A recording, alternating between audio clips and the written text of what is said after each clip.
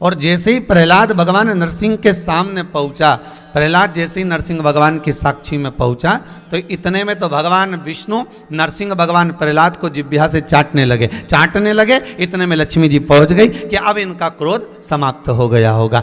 बस यही चरित्र हमारा शास्त्र कह रहा है कि अगर क्रोध आ रहा है, पति को क्रोध आवे तो पत्नी सामने ना आवे, और पत्नी को क्रोध आवे तो पति सामने ना आवे। और दूसरा एक बात और याद रखो अपनी जिंदगी में, जिस बात के लिए एक बार क्रोध आया है उस बात को दोबारा ना करा जाए।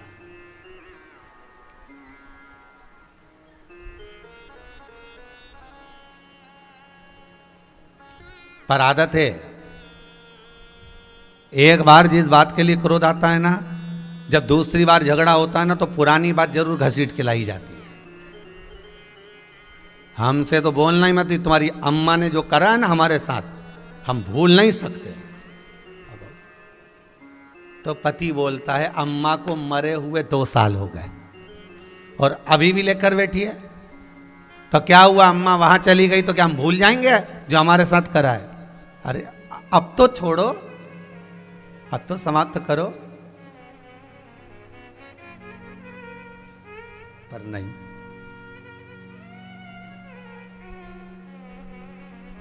शिव जी से कहा आप जाकर क्रोध को समाप्त कर दो। कहते हैं काली चरित्र के अंतर्गत, देवी भागवत में काली पुराण के अंतर्गत वर्णन किया गया, शंकर जी ने 48 घंटे तक लगातार डमरू का नाद किया है। काली चरित्र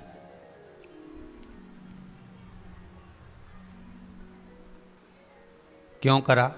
केवल क्रोध को शांत करने के लिए, क्योंकि पार्वती जी को भगवान शिव का डमरू बड़ा प्रिय था। जब शंकर जी डमरू बजाते थे तो पार्वती बड़ी आनंद में उसको सुनती थी।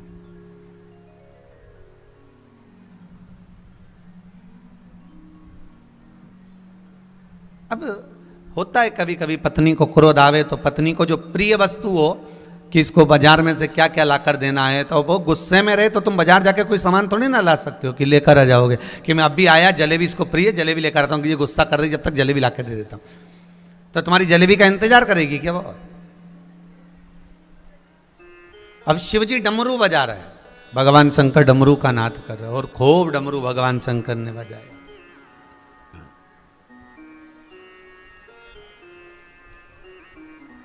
क्रोध शांत नहीं हुआ, क्रोध समाप्त नहीं हुआ। और जब क्रोध समाप्त नहीं हुआ तब शिवजी ने देखा कि अब क्या करा जाए, अब क्या करूं मैं? 48 घंटे तक डमरू का नाद किया, त्रिशूल लेकर पार्वती के सामने, माता काली के सम्मुख में भगवान शिव इधर उधर, उनको जो प्रिय लगता था वो क्रम भी करा, पर फिर भी क्रोध समाप्त नहीं हुआ। और आखिरी में वो क्रोध समाप्त नहीं हुआ तो शंकर भगवान ने देख लिया कि ये जहाँ चरण रख रही है वहाँ चरण रखने से बड़े बड़े विकराल खड्डे होते चले जा रहे हैं। शिव माता काली के सम्मुख में लेट गए, सो गए सामने। और जब सामने सोए, जैसे ही माता गुस्से में लाल होकर क्रोध कर रही थी और जो चरण माता ने रखा, रखते से ही माता की जिब्या बाहर निकल गई। मैंने ये क्या कर दिया? चरण हटाया, भगवान से प्रार्थना कर, चरण हटा लिया।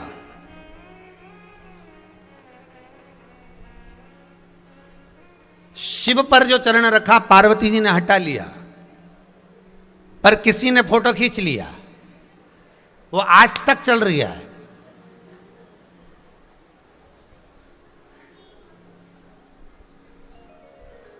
पार्वती जी ने कितना कितना अच्छा काम किया, माता काली ने कितना अच्छा काम करा, दुर्गा भवानी ने कितने अच्छे अच्छे काम करे, कितने राक्षसों का संहार करा, कितना विद्या अध्ययन कराया, कितना दान दिया, कितना पुण्य करा, कितना भजन करा, कितना सत्कर्म करा, कितनी विनती करी। ये फोटो नहीं खींचे गए, पर जहां शंकर के ऊपर पांव रखा फोटो खींच गया।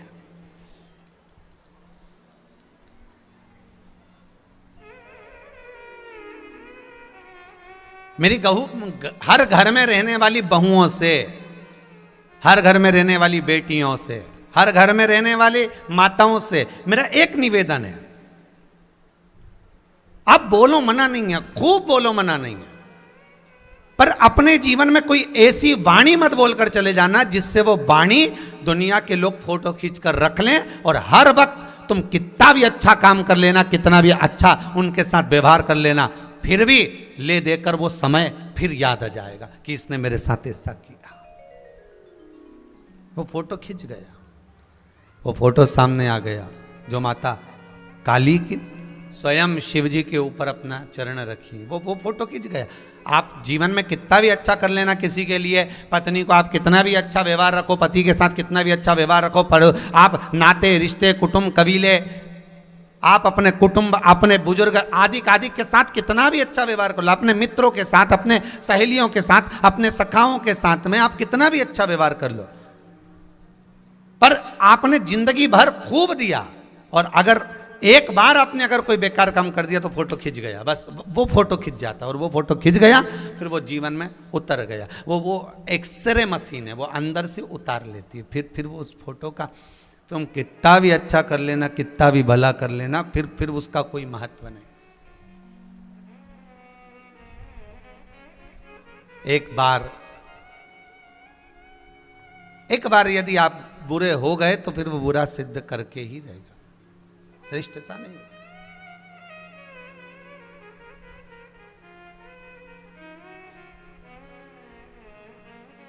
आज एक माता बड़ा सुंदर श्रृंगार कर कर गाय को केले खिला रही थी। अब गाय केला नहीं खाए, वो मुंह में फिर केला दे, गाय फिर केला नहीं खाए, ये फिर मुंह में केला दे, गाय फिर नहीं खाए। अब गाय इधर मुंडा करे इधर मुंडा करे, और ये बढ़िया सिर पे पल्लू वल्लू लेके बढ़िया सज धज के बढ़िया खजूर वाली छोटी मोटी बना बुनू के और जोरदार आई, और खूब वहीं रोड पे बढ़िया प्रेम से बाजार में जहाँ गाय खड़ी थी वहीं पर वहीं केला देती जा रही हो, वहीं केले देती, और नहीं खाए। अब आधा घंटा हो गया, वो गाय परेशान हो गई, और गाय परेशान हुई तो उस गाय ने इसको फिर मारने के लिए दौड़ी, और दौड़ी तो ये भागी। अब ये तो भाग गई, वो गाय के पास में एक बैल खड़ा था नांदिया, वह नांदिया ने, वो बैल ने गाय से पूछा, इतने प्रेम से वो तुझे केला खिला रही थी, क्यों नखरे कर रही थी, क्यों नहीं खा रही थी? गाय बोली, इसके दरवाजे पे रोज जाती हूँ, डंडा मार के भगा देती है, कभी रूखी रोटी तक नहीं देती, वो तो आज इसका जन्मदिन है इसलिए केला खिलाने आ गई थी।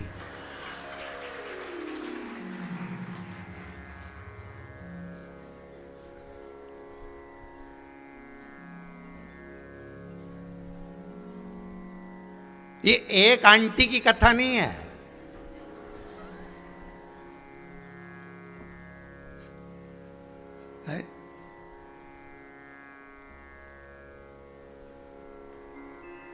आज हमारी शादी की सालगिरह है, आज मैं गाय के एक रोटी खिलाऊंगी, आज मेरा जन्मदिन है, हॉस्पिटल में जाके मैं सारा मरीजों को केला बांटूंगी। ने 25 फोटो खिंच लिया, मरीज पलंग के ऊपर ये एक केला दे दिया, बेचारा मरीज मन में सोचा आज मेरे को पूरा ही मार डाला, अभी तक तो जिंदा भी था, एक केला दे के हमारी जिंदगी पूरी बर्बाद कर दी। फोटो खिंचवा के सब दूर फेसबुक पे डाल दिया कि हमने मरीज के केला दिया। अरे विदुरानी की कथा को याद कर लो, भगवान कृष्ण विदुरानी के घर पर आए थे, एक केला लेकर नहीं आई थी, 2 दर्जन केले उठाकर लाई थी।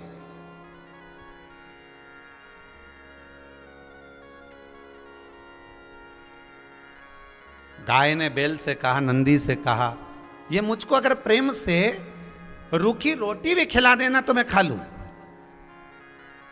मैं इसके दरवाजे पर आकर अगर खड़ी होती हूं, ये मुझे रोटी ना भी देना चलेगा, पर मुझे डंडा मार के भगाए नहीं तो दुख होता है। और जब 16 श्राद्ध आते हैं तब मुझे रोटी देने के लिए ढूंढती फिरती है। जब इसका जन्मदिन आता है तो रोटी देने के लिए ढूंढती फिरती है। जब शादी की सालगिरह आती है तो केला देने के लिए ढूंढती फिरती है, और बाकी के समय मुझे डंडा मारकर भगा देती है। तो मैं भी काय को खाऊं?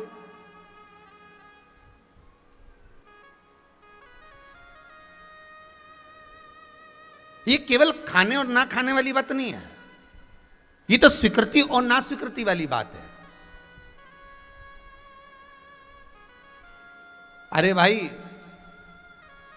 धेनु मानस के अंतर्गत लिखा है कि गौ माता को आप प्रेम से अगर एक ग्रास भी दे रहे हो, प्रेम से अगर आप एक जरा सा भाग भी प्रदान कर रहे हो, तो गौ माता उसको स्वीकार कर 33 कोटि देवताओं का पुण्य आपके खाते में डाल देती है।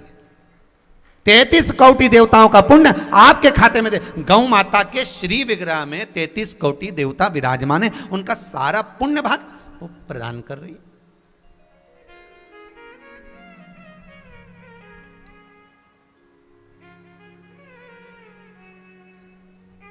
तैतीस कोटि देवताओं का पुण्य। पर निवेदन केवल इतना है कि जो दिया जाए वो प्रेम से दिया जाए। आपको पहले भी कथा में कहा, आप शंकर भगवान को अगर फूल दे रहे हो, पुष्प दे रहे हो, पंखड़ी दे रहे हो, बेलपत्र दे रहे हो, कुछ भी आप भगवान शंकर को अगर समर्पित कर रहे हो, तो उसमें आपका प्रेम जुड़ा होना चाहिए। निर्मल मन सो मोहि प्रेम दीजिए।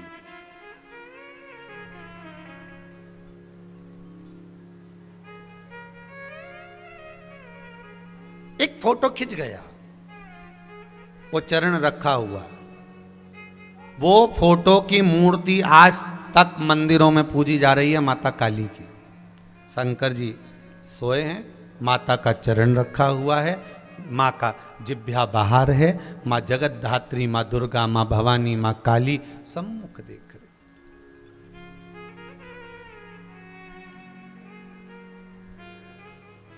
पर कभी आपने विचार करा, एक गलती माता से हो गई थी और उसका प्रायश्चित करने में माता को कई साल लग गए थे, कई वर्ष।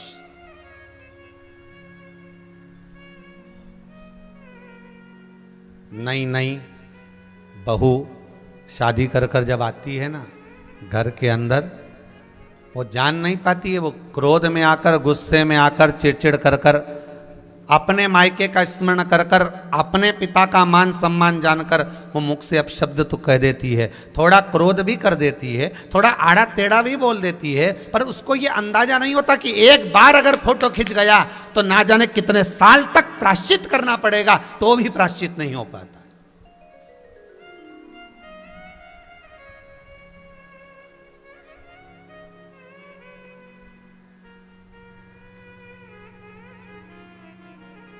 कितने वर्ष तक आप प्रायश्चित कर रहे हो? तो माता काली ने चरण तो एक बार रखा था, वर्षों वर्ष, हजारों वर्ष तक माता काली तप करती रही। माता काली वन वन भ्रमण करती रही। आखिरी में व्यास नदी के तट पर जाकर माता काली ने जो साधना करना प्रारंभ करी कि मेरे पांव रखा गए मेरे स्वामी के ऊपर, मुझसे गलती हो गई, गलती हो।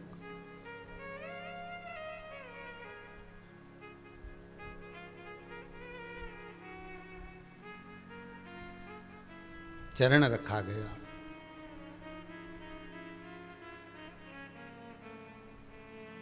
अब ये चरण रखा तो गया है, अब इसकी क्षमा याचना जो माता ने करा व्यास नदी के तट पर, जब क्षमा याचना करने के लिए तब साधना में माता काली डूब गई, तब शिव को आना पड़ा, तब भगवान शंकर को वहां प्रकट होना पड़ा। शिव जी ने पूछा, कालका, एक काली, तो इतने सालों से एक कालका, ए पार्वती, ए जगदम्बा, ए शैलपुत्री, ए उमा, ए कात्यायनी, कुष्मांडा, चंद्रघंटा, स्कंदा, ये तो बता कि तुझे इतने वर्ष तप साधना में लग गए।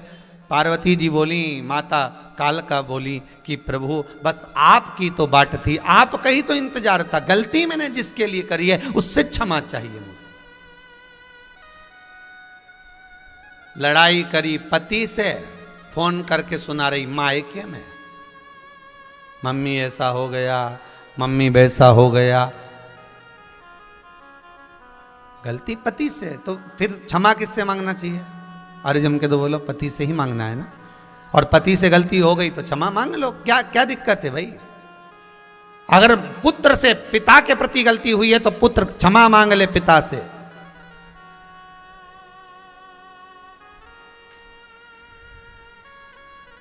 झुकने में कुछ बिगड़ा है किसी का कभी? अरे बोलो तो सही, झुकने में किसी का कुछ बिगड़ा हो तो बता देना संसार में है। वो बाबा रामदेव जी रोज सुबह टीवी पर 5 बजे से बस यही तो सिखाते हैं कि झुक लो, कहीं इधर कहीं उधर, बस झुक लोगे तो ये शरीर भी ठीक बना रहेगा। और अगर इस संसार सागर में छोटे बनकर झुककर जितने चलोगे तो संसार में उन्नति की ओर बढ़ते चलोगे। आप झुको तो सही, प्रेम से, करुणा से, वात्सल्यता से, स्नेह से, थोड़ी सी नम्रता होना चाहिए, थोड़ी सी करुणा अपने भीतर होना चाहिए। हम नहीं झुक पाते, हमारा क्रोध हमें झुकने नहीं देता।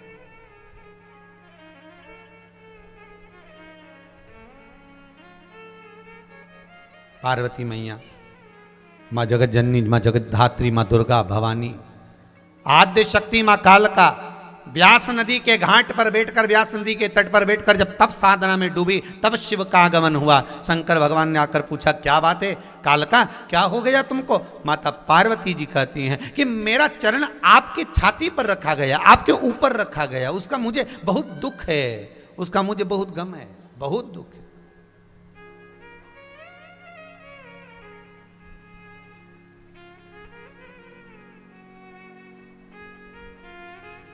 शिव जी कहते हैं इसमें तुम्हारी कोई गलती नहीं है, क्योंकि देवताओं ने मुझे भेजा था केवल क्रोध को शांत करने के लिए, इसमें तुम्हारी कोई गलती नहीं है। देवता अगर भेज रहे हैं तो मुझे भेज रहे हैं, वो तो गलती मेरी है कि मेरे को प्लानिंग दूसरी करना थी कि क्रोध कैसे शांत करना है, पर गलत प्लानिंग हो गई, मैं जमीन पर सो गया और तुम्हारा चरण रखा गया। कितनी उदारता मेरे भोलेनाथ में, कितनी करुणा मेरे शंकर में। और केवल शिव में ही नहीं, ब्रह्मा, विष्णु और महेश की उदारता का अगर चरित्र देखना है तो एक चरित्र और मिलता है। भृगु बाबा का आगमन, भगवान शेषनाग की सैया पर शयन, लक्ष्मी जी चरण दबा रही हैं, उठे नहीं नारायण, भृगु बाबा ने चरण का प्रहार कर दिया, भगवान की छाती पर लग गया। भगवान की छाती पर चरण लगा हुआ है।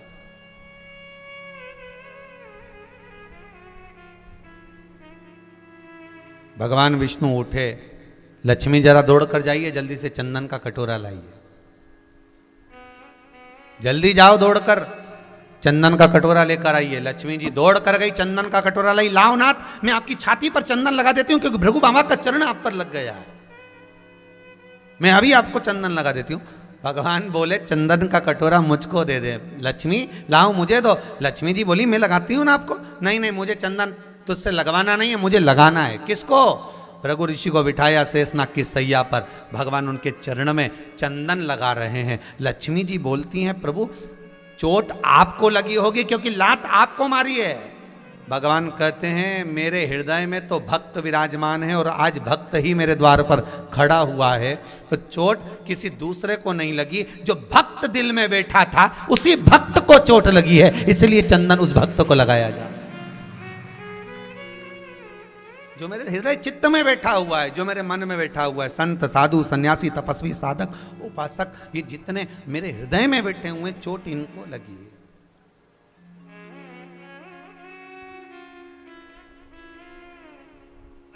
चंदन लगा दूं मिला, और चंदन भगवान भृगु बाबा के चरणारविंद में लगा रहे हैं।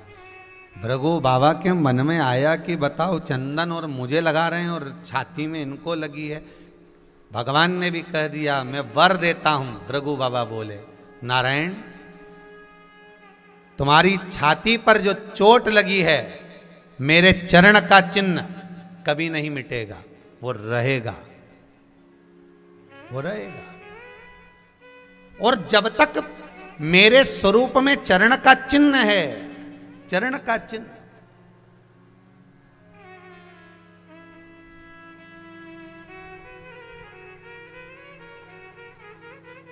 संसार के लोग जब आपके स्वरूप की पूजन करेंगे, संसार के लोग जब आपका स्नान कराएंगे, मेरे चरण का चिन्ह आपकी छाती पर है। जब आपका स्नान होगा तो मेरे चरण का भी स्नान होगा। आपके घर में लड्डू गोपाल हैं सबके यहाँ? जितने लोग आस्था पर कथा सुन रहे हो, जितने लोग फेसबुक यूट्यूब पर कथा सुन रहे हो, कुबेरेश्वर बाबा की इस धरा से कथा सुन रहे हो, आपके घर में लड्डू गोपाल होंगे तो लड्डू गोपाल की अगर स्वरूप देखेंगे कपड़े हटाकर, तो भगवान का चरण का चिन्ह उनकी छाती पर आपको नजर आएगा।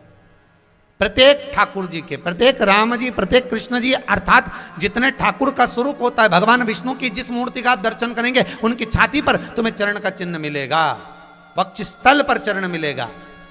तो भगवान भृगु ने कह दिया आपकी छाती पर मेरा चरण का चिन्ह रहेगा।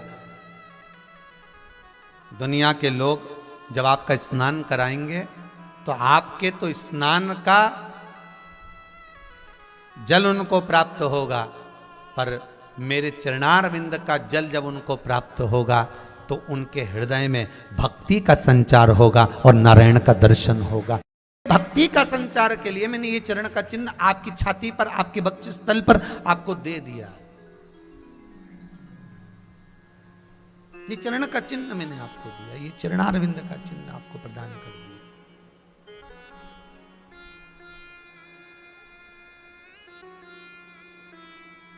इसीलिए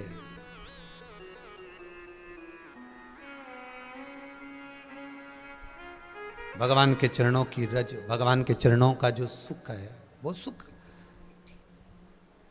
गलती तुम्हारी नहीं है पार्वती, गलती तुम्हारी नहीं है पार्वती, गलती तो हमारी है जो हम जमीन पर सो गए, हम मोबाइल रख दिया साइड में, ठीक है। अब तुम्हारा इतना महंगा मोबाइल 10,000 का, 5,000 का, 20,000 का, 25,000 का, छोटा सा बच्चा खेल रहा है। समझना एक छोटी सी बात, बहुत ध्यान से उतारना अपने जीवन में। छोटा सा बच्चा खेल रहा है और खेलते खेलते उसने लात रख दी उस मोबाइल पर और उसका कैमरा फूट गया, टूट गया। और बहू छोटे से बच्चे को झाड़ू से झूड़ रही हो, खूब मार रही हो, इतने में सास दौड़ कर आ जाए और सास दौड़ कर आकर के क्या हुआ, क्या मेरे मोबाइल पे चढ़ गई, उसका कैमरा खराब कर दिया। 10,000 का मोबाइल, 50,000 का, 25,000 का, 30,000 का मोबाइल। तो सास क्या बोलेगी, कहाँ रखा था, यहाँ। अब बहू को बुरा नहीं लगना चाहिए। सास बोलेगी यहाँ रखा ही काय को था, वो टेबल थी, तो वो टेबल थी, सोफा था, कुर्सी थी, पलंग था, कहीं एकांत में रखती, संभाल कर रखती। ध्यान तुम्हारा नहीं, तुमने रख दिया बीच में, और बच्चे तो बच्चे चढ़ गए उसके ऊपर। तो यहां शिव कहते हैं, शंकर कह रहे हैं इसमें तुम्हारा दोष नहीं, इसमें दोष मेरा है जो मैं भूमि पर सोया। हमें दोष किसी पर आरोपित नहीं करना कि दोष उसका, दोष अपना। दुनिया के बहुत कम लोग होते हैं जो अपना दोष स्वीकार करते हैं।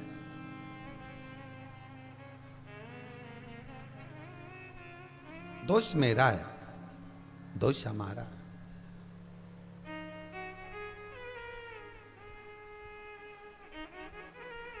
और गलती मुझसे हो गई, क्षमा चाहता हूं। आप क्षमा मत मांगो। माता काल का कहती हैं, माता काली कहती हैं आप क्षमा मत मांगो। पत्नी कई बार गलती कर जाती है, पति मम्मी के पास जाकर कहता है मम्मी क्षमा कर दो, वो तो उसमें तो बुद्धि नहीं है। माँ कहती है तू क्यों क्षमा मांग रहा है बेटा, तुझे क्षमा की जरूरत क्या है, तुझे सॉरी कहने की जरूरत क्या है। गलती किसी ने करी है तो क्षमा वो मांग लेगा, समय आने पर मांगेगी क्षमा, तुम चिंता मत करो।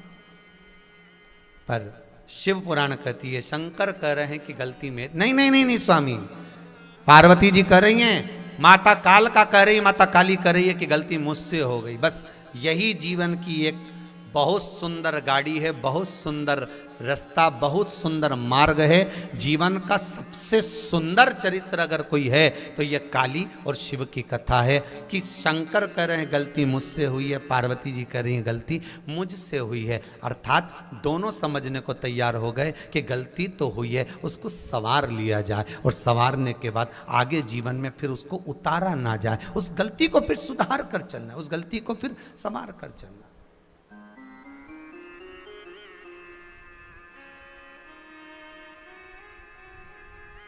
उस गलती को फिर किसी ना किसी रूप में हम जब सवार कर चलेंगे, सुधार कर चलेंगे,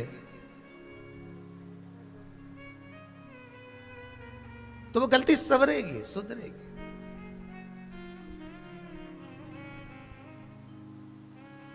एक माताजी ने, किसी ने आज फोन करा था ऑफिस में और कह रही थी कि हमसे गलती ये हो गई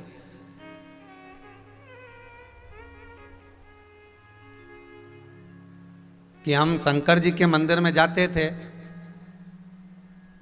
और शंकर जी के मंदिर का ही पानी भरकर, शंकर जी के मंदिर का ही कलश उठाकर, शंकर जी का ही वहीं का लोटा उठाकर शिव जी को चढ़ाते थे। और हमने आज पहली बार कथा में सुना महाराज जी की, उन्हें कहीं अभी तक नहीं सुना होगा, तो पहली बार कथा में सुना कि शंकर जी के ऊपर पानी घर का ले जाकर चढ़ाना चाहिए, पर हमने तो वहाँ का पानी उठाकर चढ़ा दिया। तो उसमें हमने बहुत दोष करा है, बहुत गलती करी, तो क्षमा क्या हो सकती, उसके लिए क्षमा क्या, उसके लिए याचना क्या। शिव महापुराण की कथा कहती है आपने बस दिल से कह दिया ना शंकर के पास जाकर कि अब गलती हो गई, अब नहीं होगी, यही क्षमा।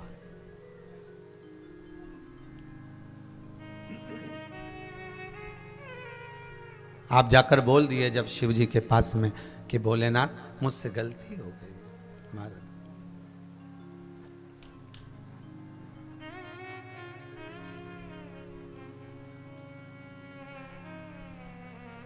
बस इस मन को समझा लेना, सवार लेना, सुधार लेना, यही गलती की।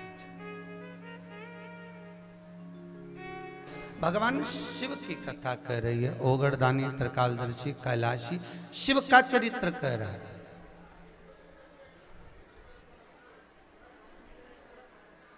शंकर का अनुमोदन कर रहा है, शिव चरित्र कह रहा है। महाराज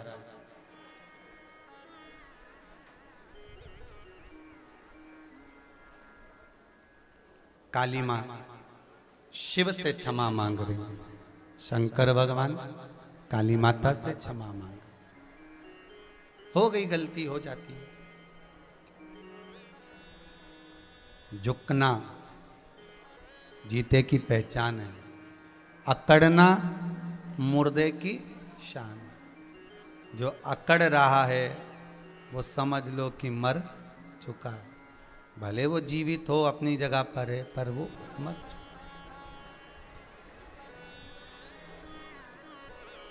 वो मर चुका, उसका अहंकार, उसकी अभिमानता, उसकी अकड़ मरे के तुम। शिव चरित्र का एक पात्र में अगर थोड़ा सा दूध भी हमने लेकर,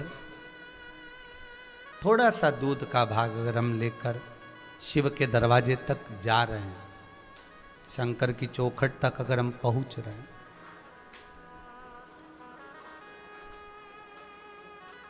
थोड़ा सा दूध का भाग,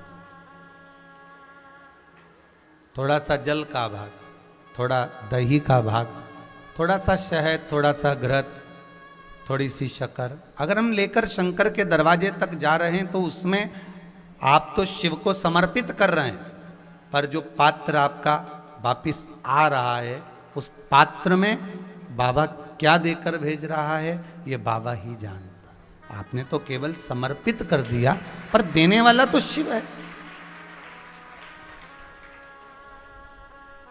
देने वाला तो शंकर है। मेरा वो घड़दानी मेरा शिव है।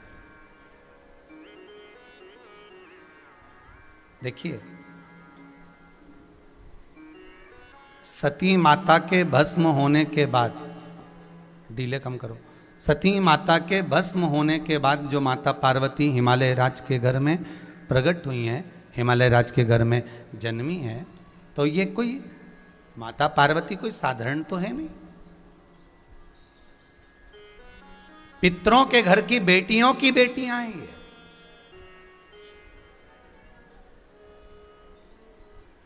और इनका तप बल साधना कोई साधारण नहीं हो सकती महाराज, इनकी तप बल साधना बड़ी बड़ी प्रबल है, बड़ी प्रबल। जिस नारी के ऊपर पितरों की छाया होती है, घर के बुजुर्गों की, घर के पूर्वजों की छाया होती है, ध्यान देना, वही व्रत श्रेष्ठता से कर पाती है। व्रत की श्रेष्ठता उसमें अपने आप आ जाती है। अगर उसके साथ में अगर पितरों की कृपा है, तो पूर्वजों का अगर आशीर्वाद है, तो व्रत वो अच्छे से कर सकेगी।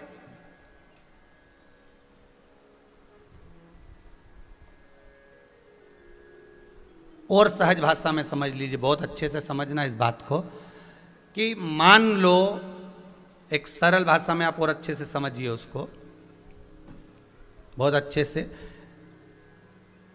कि जिस व्रत के दिन आपका उपास है, सोमवार का, मंगलवार का, बुधवार का, गुरुवार का, तीज का, चतुर्थी का, पंचमी का, छठ का, किसी का भी अगर आपका व्रत है, और उस व्रत वाले दिन यदि आपको क्रोध आ रहा है, व्रत वाले दिन अगर आपकी प्रवृत्ति चिड़चिड़ी हो रही है, क्रोध आ रहा है, अपशब्द निकल रहे हैं, और रोना आ रहा है, क्रोध आ रहा है, बहुत सारे परेशानी उसी दिन तुम्हारे सामने आ रही है, समझ लेना कि तुम्हारे घर के पितृ भूखे जरूर है, अन्न भाग मांग रहे हैं।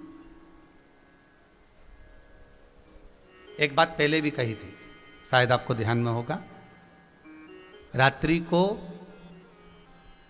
सोने के बाद, विश्राम के बाद, एक बार कहा था, आप लोगों को याद होगा, कि सोने के बाद में 2 घंटे के अंदर अगर आपकी नींद खुलती है, और खुलने के बाद यदि आपको भूख लग रही है, प्यास लग रही है, तो समझ लेना कि आपके पितर, आपके पूर्वज भूखे हैं, अन्न का भाग मांग रहे हैं, पानी पीने को मांग रहे हैं। उससे नहीं समझ सकते तो व्रत से समझो।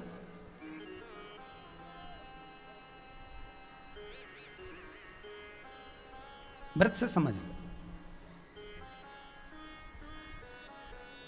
मान लो आपने व्रत किया और आपकी प्रवृत्ति चिड़चिड़ हो रही है, क्रोध आ रहा है, अपशब्द निकल रहे हैं, ताने निकल रहे हैं, या कोई कुछ कहकर चले गया, और आपकी आंखों में अश्रु भर रहे हैं, आपकी आंखों में आंसू आ रहे हैं, तो वो श्रेष्ठ व्रत नहीं हो सकता, उसमें दुख है।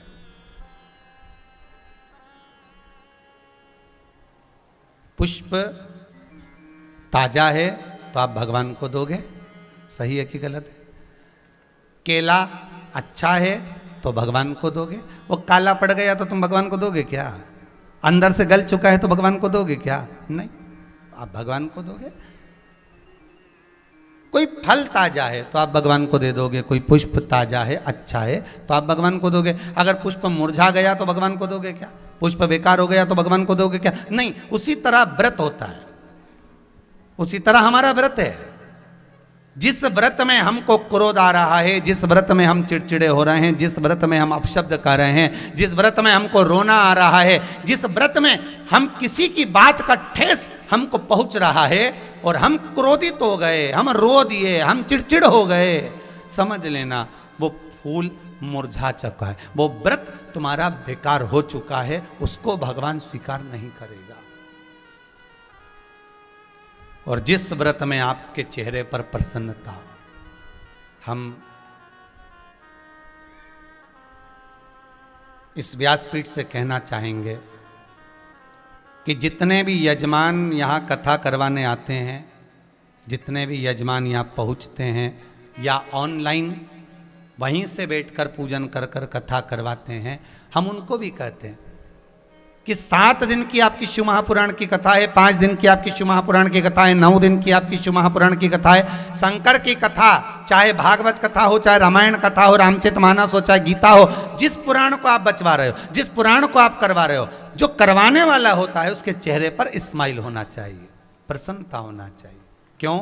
क्योंकि इस पुराण को आप अकेले नहीं सुन रहे, इस पुराण को आपके पितृलोक में विराजमान पितृ पूर्वज भी श्रवण कर रहे हैं। जितनी आपकी चेहरे पर प्रसन्नता होगी उतनी आपके पूर्वज भर भर कर आशीर्वाद देंगे। 7 दिन तक, जब तक आप कथा का रसस्वादन कर रहे हो, कथा श्रवण कर रहे हो, 7 दिन तक आपके चेहरे पर अगर प्रसन्नता है तो पूर्वजों का आशीर्वाद आप पर बना हुआ है, आप पर बना हुआ है।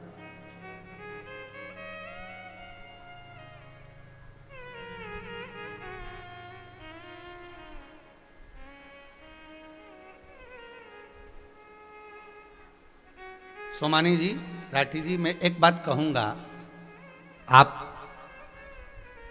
राठी परिवार, सोनी परिवार, सोमानी परिवार, तोशनीवाल परिवार, बियाणी परिवार जो कथा करवा रहा है बाहर से ऑनलाइन शिव पुराण, एक बात कहूंगा कि इस शिव पुराण का कुछ तो ऐसा प्रमाण है, शंकर की कथा का प्रमाण कुछ ऐसा है कि जो यजमान, जो व्यक्ति एक बार इस कथा को भले ऑनलाइन कराता है, चाहे वो यहाँ बैठ कर कराए, पर एक बार अगर करा कर चले जाता is तो दूसरी बार वो शीघ्र आकर कथा करवा लेता है। यहाँ का प्रमाण ही कुछ ऐसा, इस शिवपुराण का कुछ कृपा ही ऐसी।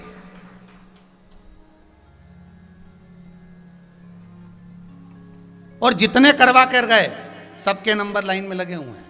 आप ऑफिस में पूछेंगे तो सबके नंबर लगे वापिस कि हमको भले 22 की 21 की नहीं मिले तो 22 की दो, 22 की नहीं मिले तो 23 की दो, 23 की नहीं मिले तो 24 की दो, पर नंबर सबके लगे हुए बाप।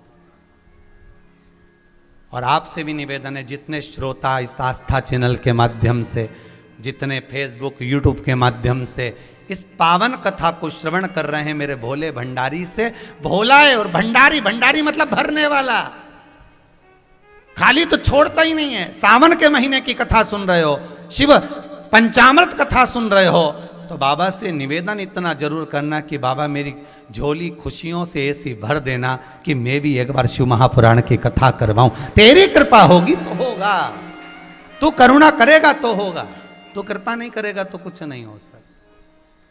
कि झोली ही मेरी तंग है, तेरे यहाँ कमी नहीं। बस पात्रता अच्छी होगी, पात्र अच्छा होगा, बर्तन अच्छा होगा, अगर धुला हुआ होगा तो भगवान को भी देने में आनंद आएगा। आप बर्तन को अच्छा रखोगे तो आप ये मन को अच्छा रखोगे तो भगवान देने में पीछे नहीं हटता, खूब देता, खूब।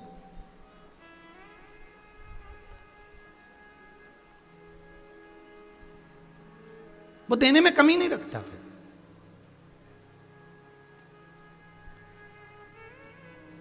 जिस व्रत में आपकी आंख में आंसू आ गए, जिस व्रत में आप रो रहे हो, जिस अनुष्ठान में आपकी आंख में आंसू भरे हुए हैं, जिस अनुष्ठान में आप रो रहे हो, आपकी चित्तवृत्ति में सुख का अनुभव नहीं है, तो बाबा कहता है फिर उसका आनंद नहीं। पूर्वज इंतजार करते हैं पितृलोक में। घर की माँ, घर का पिता कभी अपने बच्चे को रोता हुआ नहीं देख सकता, कभी रोता हुआ नहीं देखेगा। बहू अपशब्द भी कह देती है ना, तो भी सास दूसरी बहू से कहती है जा उसको चाय दे कर आ, तो दूसरी बहू कहती है माँ अभी तो झगड़ा करके गई आपसे, अभी आड़ा टेढ़ा बोल रही थी और चाय पहुंचा रही हो। पागल है, उसमें तो अक्कल नहीं है, तू तो समझदार है ना, चाय दे क्या, जा चाय दे। तो इतना बोल रही थी वो, तो मैं तो कुछ खाऊंगी नहीं, भले नहीं खाए, अपना काम है ना, तू चाय दे करा जा। सास अगर रोटी खाने भी बैठती है ना, बहू से झगड़ा भी हो जाता ना, तो भी उसको रोटी नहीं भाती, वो कहती है जा पहले उसको पूछ ले उसने खाया कि नहीं खाया। और अगर सास खा भी लेगी तो कह देगी उसको भी दे, बोल देना कि खाना खा ले। वो नहीं खा रही तो एक काम कर, उसके कमरे में दिया, जा दिया। ये माँ होती है, ये पिता होता है। गलती हो गई ना तेरे से बेटा, थोड़ी सी गलती हुई है ना, तो चिंता मत कर, जा, हो गया ना, हो जान दे, देखा जाएगा, तू जा संभाल, आगे जाके वापिस फैक्ट्री संभाल, वापिस काम संभाल, वापिस दुकान संभाल, हम देख लेंगे, जाओ तुम जाओ। पिता माता, बच्चे दुखी हैं तो माता पिता दुखी हैं। शिव महापुराण का सबसे सुंदर संवाद यही है कि आप जिस दिन व्रत करें, जिस दिन आप उद्यापन करें, जिस दिन आप व्रत रखें, जिस दिन आप भगवान की आराधना में डूबे हुए हैं, शंकर की कथा 3 घंटे अगर आप श्रवण कर रहे हैं तो 3 घंटे आपकी चित्तवृत्ति में कहीं ना कहीं कोई क्लेश नहीं होना चाहिए। वो देवता कहते हैं कि मैं वर देने के लिए बैठा हूं, पात्र अगर साफ है तो मैं भर दूंगा, इतना भर दूंगा कि बटोरा नहीं जाएगा। और वो देता है, इतना दे देता है कि बटोरा नहीं जाएगा। उनकी कृपा।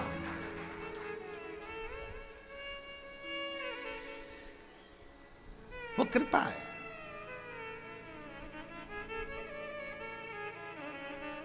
राम जी का स्नान करोगे तो मूर्ति को थाली में रखकर नहलाओगे, बोलो सही है कि गलत है? ठाकुर जी का स्नान कराओगे तो थाली में रखकर कराओगे, बोलो सही है कि नहीं है? जितने भी देवी देवताओं का मंदिर में पंचामृत स्नान होता है वो थाली में उनका चल विग्रह, कौन सा विग्रह? चल मतलब छोटा सा विग्रह, उसका स्नान होता है, उसका पंचामृत स्नान होता है। कभी तुमने अभी अभी ये जन्माष्टमी आएगी टीवियों पर, जब भगवान का सुंदर जन्म का दर्शन कराएंगे तो आप किसी भी मंदिर का दर्शन अगर आपको टीवी पर कराएंगे तो आप बड़ी मूर्ति का स्नान करता हुआ दिखाएंगे। भगवान की छोटी चल मूर्ति, पीतल की, तांबा की, सोना की, चांदी की या छोटी पाषाण की, जो भी मूर्ति होगी वो चल मूर्ति, जो झूले में रख दो, यहां रख दो, वहां, उसका स्नान करते हुए बताएंगे, पर बड़ी मूर्ति का स्नान करते हुए नहीं बताएंगे।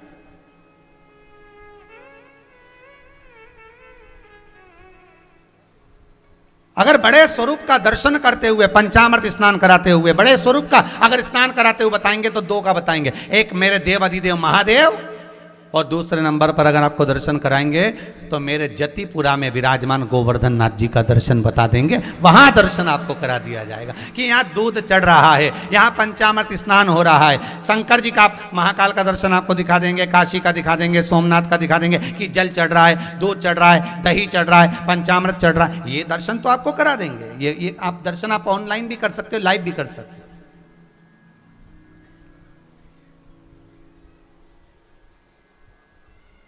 पर बाकी के स्वरूप का दर्शन आपको कहीं कराया क्या? आप तो अभी जन्माष्टमी आए, जब भी देखना छोटे से स्वरूप का। कारण क्या है? गोवर्धन नाथ जी को कहते हैं गोवर्धन दादा, गिरिराज बाबा। क्या बोलते हैं? जम के बोलिए जरा। गिरिराज बाबा, बाबा का मतलब हो गया दादा, मतलब भगवान कृष्ण जिसकी पूजन कर रहे हैं तो वो बड़ा ही हुआ ना। भगवान कृष्ण पूजन कर रहे हैं गिरिराज दादा की, कि मैं तो गोवर्धन को जाऊं मारा वीर, नाई माने मेरो मनवा, 7 कोस की करूं परिक्रमा, ओ मैं तो मानसी गंगा में नहाऊं मारा वीर, नाय माने मेरे, और लड्डू पेड़ा और जलेबी में तो 56 भोग लगाऊं मारा वीर, नहीं मां। तो किसकी पूजन करा रहे हैं? पूछा कन्हैया से तो कहा गोवर्धन नाथ जी की, गोवर्धन बाबा की कर। तो इनको बाबा का, ठाकुर स्वयं गोवर्धन नाथ जी की पूजन करा रहे हैं, मतलब ठाकुर जी कह रहे हैं कि ये बड़ा है। पुष्टि मार्ग के गिरिराज जी के जो पद गाए जाते हैं उसमें बोला गया बड़ा देव, ये कोई छोटा नहीं बड़ा है। और शंकर जी को जब स्नान कराते हैं तो भी लोग कहते हैं महादेव, मतलब ये भी दादा और ये भी दादा, और अपन सब उसका पोता पोती। सही है कि गलत है? अब दादा की गोद में अगर बैठोगे, दादा के पास जाओगे तो दादा कोई आशीर्वाद नहीं देते, पोता बहू को अगर आशीर्वाद देंगे ना तो एक ही बात कहेंगे, दूध दो नहाओ पूतो फलो। तो 2 ही देवता ऐसे हैं जो यही आशीर्वाद देते हैं, दूध दो नहाओ पूतो फलो। शंकर जी के पास में जाओगे, दूध चढ़ाओगे तो थोड़ा छींटा तो तुम्हारे ऊपर आएगा ही। वो दूध पांव की पास रेले से नीचे से जो बनाया गया है सामने जलाधारी उससे निकल कर जा रहा है, गिरने के बाद वो दूध जा रहा है और उस दूध का छींटा, ना जाने कितने लोग आ रहे हैं, पानी चढ़ा रहे हैं, दूध चढ़ा रहा है, उसका छींटा अपने शरीर पर आ रहा है। गिरिराज बाबा को दूध चढ़ाओगे तो वो भी अपने कपड़े पर आता है, क्योंकि दोनों बाबा एक ही आशीर्वाद देते हैं, दूधो नहाओ पूतो फलो। पर शंकर जी को भी मालूम है, गोवर्धन नाथ जी को भी मालूम है, 40 रुपए लीटर के दूध से ये नहाएगी तो नहीं, ये तो मालूम है उनको भी कि ये 40 रुपए लीटर का दूध, 60 रुपए लीटर का दूध, ये घर जाके के दूध में नहाओगे नहीं। तो भगवान गोवर्धन नाथ जी ने अपने ही दूध में तुमको नहला दिया, शंकर भगवान ने अपने ही दूध में तुमको नहला दिया कि दूधो नहाओ और घर जाके पूतो फलो। ये वर शिव दे रहे हैं, ये वर गोवर्धन नाथ जी दे रहे हैं कि दूधो नहाओ, जम के तो बोलो पूतो फलो।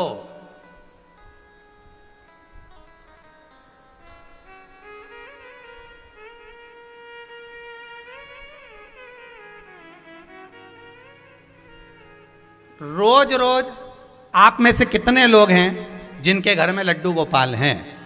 आप रोज रोज क्या लड्डू गोपाल का दूध से स्नान कराते हो? रोज रोज पंचामृत स्नान कराते हो? नहीं।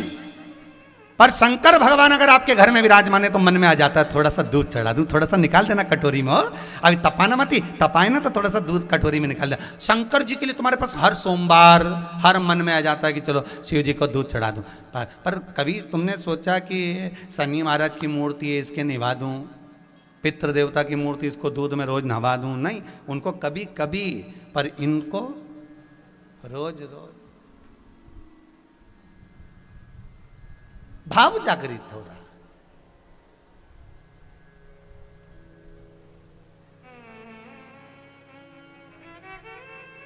दूध समर्पित कर रहे। कितना सुंदर कहा है लिंग पुराण के अंतर्गत, शंकर जी पर अगर थोड़ा सा भी दूध समर्पित किया जाता है, चढ़ाया जाता है, उस दूध का फल खाली नहीं जाता, उसके 4 हिस्से शंकर जी पे चढ़ते ही हो जाते हैं। कितने हिस्से होते हैं? 4। जो दूध आपने शंकर जी पे चढ़ाया, शिव जी पे चढ़ाते ही वास्तु के देवता कौन है? देवाधिदेव महादेव। सबसे पहली वास्तु पूजन कौन से देवता ने करी थी?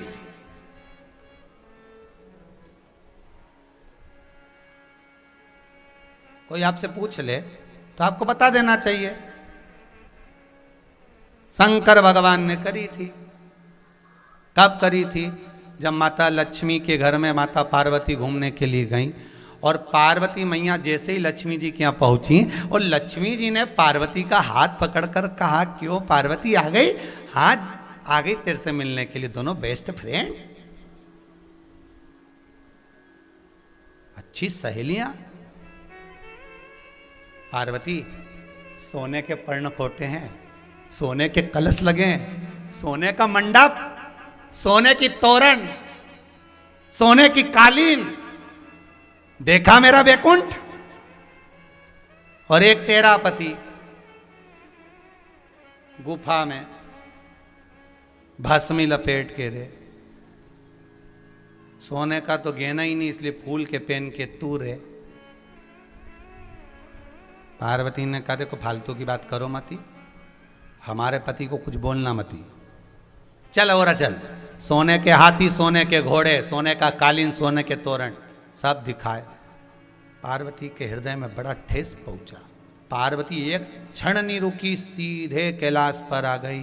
शंकर भगवान नेत्र बंद करके तब साधना कर रहे थे। शंकर जी को सब मालूम था कि चिड़चिड़ करके आई है, ने दूसरे के घर के दिवाली पे पर्दे देखी आई है।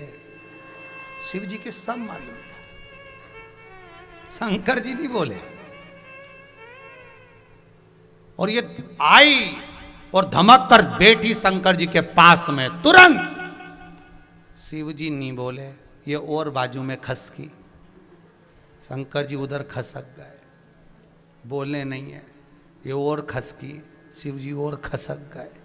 शंकर जी ने मन में सोचा पत्थर पे बैठा हूं, रोड पे नहीं कि अपन कभी भी खसक लो है।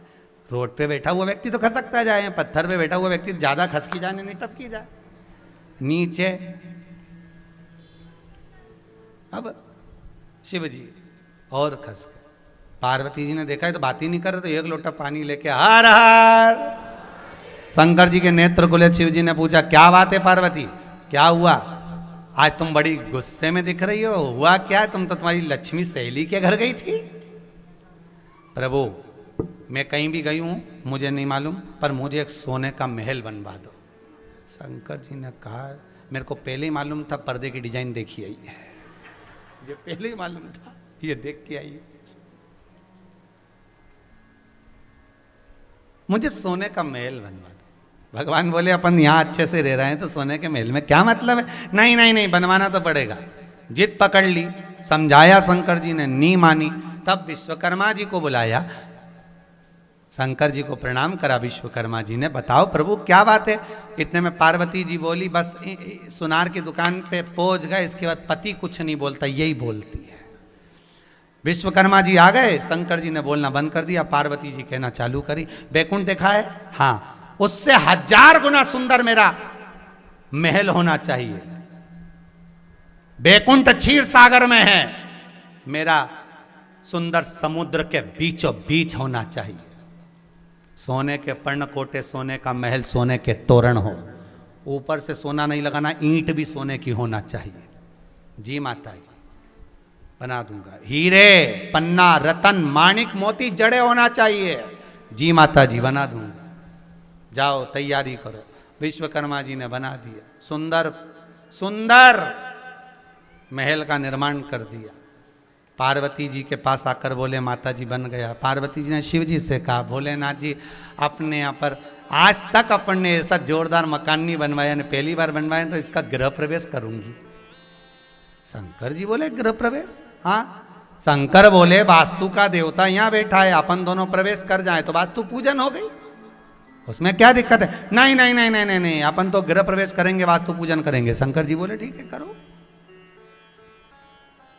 विशर्वा जी को बुलवाया पूजन करने के लिए। पूजन की तब तैयारी होने लगी तो पार्वती जी बोली अपने अपनी जिंदगी में पहली बार तो मकान बनाया और अपन देवता उनको नहीं बुलाएंगे, उनको कितना बुरा लगेगा। शंकर भगवान बोले देवता उनको काय का बुरा लगे, उनने बैकुंठ बनाया था तो अपने बुलाया था, उसमें क्या दिक्कत है? ब्रह्मलोक में ब्रह्मा जी निवास करे, अपने बुलाया, ऐसी कोई फालतू की बात है, अपन किसी को नहीं बुलाएंगे। पार्वती जी बोले कैसे नहीं बुलाएंगे, जिंदगी में पहली बार तो महल बनवाया और आप क्योंकि बुलाएंगे नहीं, अपन तो बुलाएंगे। पत्र लिखा, नारद जी को बुला कर कहा पत्र लिखो, देव ऋषि नारद लेकर जाओ भगवान विष्णु के यहाँ, नीचे लिख देना सा परिवार। नारद जी बोले उनके परिवार में है ही कौन, दो ही तो है, तो परिवार लिखने की जरूरत क्या, श्रीमान श्रीमती लिख दो। नहीं नहीं लिखो सा परिवार। देव ऋषि नारद ने लिख दिया सा परिवार। जाकर देखे आना, अच्छे से बोल के आना, सा परिवार आना। भगवान नारद जी ने पत्र दिया। भगवान विष्णु ने पूछा क्या है नारद? नारद जी बोले पत्र है, सा परिवार का आया है और भगवान शिव के मकान का मुहूर्त है। अच्छा हाँ। लक्ष्मी जी को भगवान विष्णु ने बुलाया कि तुम्हारी बेस्ट फ्रेंड के यहाँ मुहूर्त है, तैयारी करो।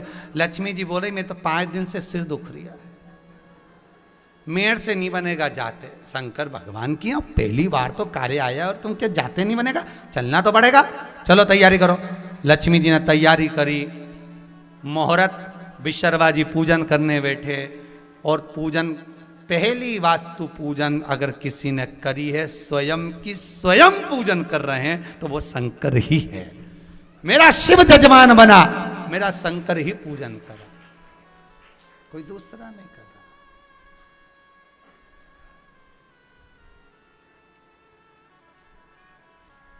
शंकर पूजन करा रहे हैं, शंकर ही वास्तु के देवता हैं, शंकर ही पूजन कराने वाले हैं, शंकर ही पूजन कर रहे हैं। पूजन चालू हो, पार्वती जी को बुलाया, विशर्वा जी ने चला जाओ बैठ जाओ।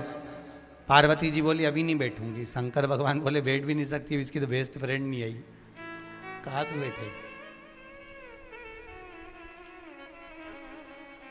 जब सहेली आएगी तब बैठेगी, अब आई तो है नहीं। थोड़ी देर में गरुड़ पर दिखे नारायण लक्ष्मी, मेरे प्रभु जब दिखे, पार्वती मैया खुश हो गई। शंकर भगवान बोले अब तो चल, तेरी सहेली आ गई। अभी रुको स्वामी। वो जैसे ही आई, भगवान विष्णु को तो भगवान शंकर ले गए, लक्ष्मी जी को पार्वती ले गई। सोने के पर्णकोटे देख, सोने की तोरण, सोने का कलश, सोने के मंडप, ईंट भी लगी सोने की।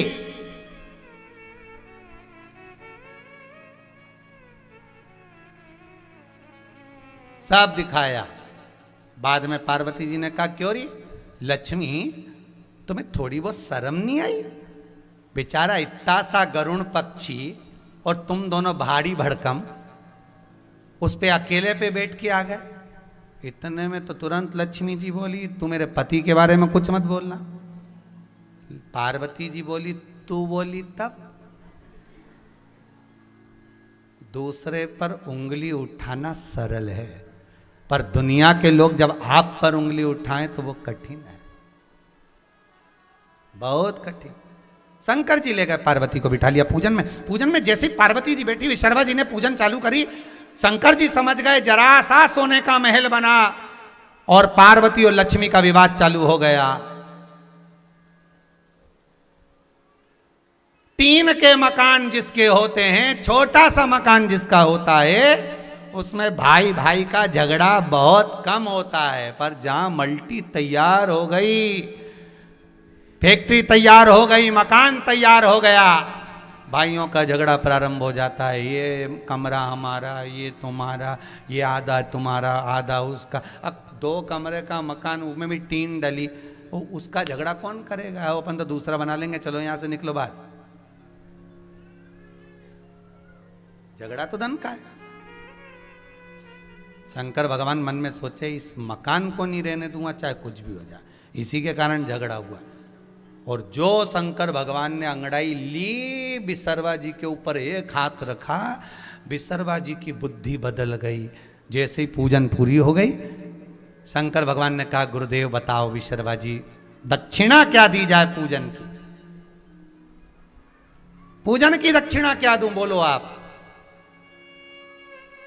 विश्वकर्मा जी ने कहा मकान आपने बनवाया है पर रजिस्ट्री पार्वती के नाम पर है, इसलिए पार्वती माता से दक्षिणा मांगूंगा। अगर पार्वती जी बोले तो मैं दक्षिणा मांगू। पार्वती जी इतनी खुश थी, इतनी खुश, मांगो गुरुदेव क्या चाहिए। विश्वकर्मा जी ने बोला पहले संकल्प लेना पड़ेगा कि दक्षिणा जो मैं मांगूंगा वो देना पड़ेगा। हाँ मैं संकल्प लेती हूँ, जो तुम मांगोगे वो दूंगी। तो विश्वकर्मा जी ने कह दिया ये सोने का महल अच्छा लग रहा है, माता जी दे दीजिए, दे दीजिए। पार्वती की आंख में आंसू भर गया। दे तो दूंगी पर मेरा श्राप है, तेरे घर में दिया जलाने वाला नहीं बचेगा। बड़ी मुश्किल से तो बनवाया था सोने का महल, एक दिन इसमें आग लगेगी सोने के महल में। शंकर जी बोले काय को श्राप दे रही, अब दे दिया तो उसका क्या सोचना। कितना जोरदार महल होगा जिसका पूजन करा शंकर और पार्वती ने, बनवाया शंकर पार्वती ने, और गया दूसरे के हिस्से में विश्वकर्मा जी के। और विश्वकर्मा जी ने दे दिया वो सोने का महल अपने पुत्र श्री लंकेश रावण को। और वो रावण के पास जब सोने की नगरी आई, तब रावण ने पंडितों को बुलाकर पूछा ये बताओ हमारे महल में आग काहे को लगी, आग लगने का कारण क्या था? तो पंडितों ने कह दिया ज्योतिषी देखने वालों ने, ये पुराना है, श्राप लगा था। पुराना है, आज का नहीं, मिला है। 4 हिस्सों में जो तुम दूध कटोरी में लेकर शंकर को समर्पित करते हो, शिवजी पर जो तुम दूध चढ़ाते हो, शंकर पर अगर थोड़ा सा भी 1 चम्मच भी दूध चढ़ाया है तो 4 हिस्से हो गए। पहला वो दूध का हिस्सा गया कहां? वास्तु के देवताओं के पास। किसके पास गया है? जम के बोलिए जरा। वास्तु के देवताओं के पास, जो दूध से स्वीकृत रहते। हिंदू धर्म में आज भी नियम है, जब वास्तु पूजन होती है तो गैस पर रखकर दूध को उफाना जाता है, तपाया जाता है, दूध गिरता है तो उससे मालूम पड़ता है कि वास्तु का देवता कितना प्रसन्न हुआ है। एक भाग गया वास्तुदेव के पास, शंकर ही वास्तु के देवता हैं। दूसरा भाग गया जैसे ही हम दूध चढ़ाते हैं वो दूध जलाधारी पर गिरता है। बोलो सही है कि गलत? जैसे ये जलाधारी है, ये शिवलिंग है, शिवलिंग पर अगर आपने दूध चढ़ाया तो ये गोल जो जलाधारी है इस पर जाएगा कि नहीं जाएगा? तो ये जलाधारी कौन है?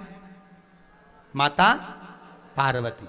जब ये दूध गिरा जलाधारी पर गया तो जलाधारी पार्वती है। पार्वती किन की पुत्री है? मैनावती की। मैनावती किसकी पुत्री है? पितरों की।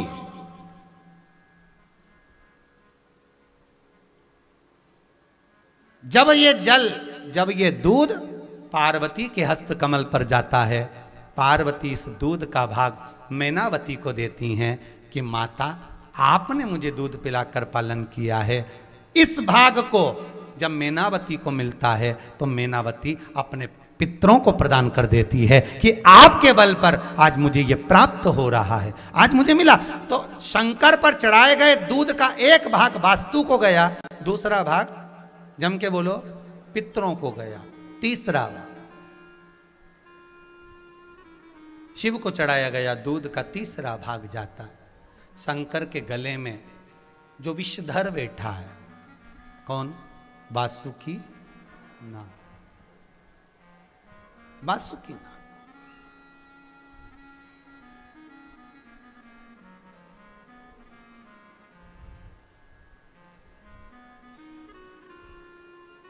सांप को दूध क्यों पिलाया जाता है? उत्तर दे कोई जिसको ज्ञात हो। सर्प को दूध क्यों पिलाया जाता है? किस लिए पिलाते हैं? उसका एक कारण होता है, सर्प जिस दूध को पीता है उससे उसका विष बढ़ता है। सांप दूध जब पीता है तो उसका विष की मात्रा बढ़ती है, उसका जहर और जहर का जो तत्व है वो बढ़ने लगता। इसलिए आपने कभी कभी सुना होगा, जितना दूध पिलाओगे उतना विष उगलेगा। सुना कि नहीं सुना कहावत को? जितना दूध पिलाओगे उतना विष उगलेगा। सर्प की गणना के अंतर्गत सांप जिस दूध को पीता है उसका वो विष बनाकर प्रदान करता है, उसका विष वो देता।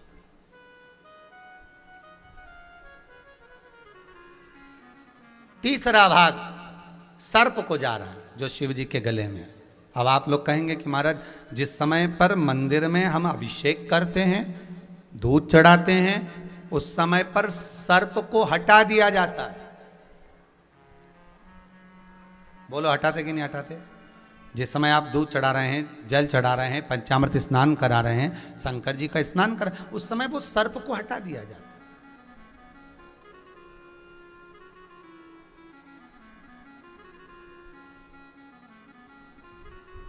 सर्प को हटा देते हैं।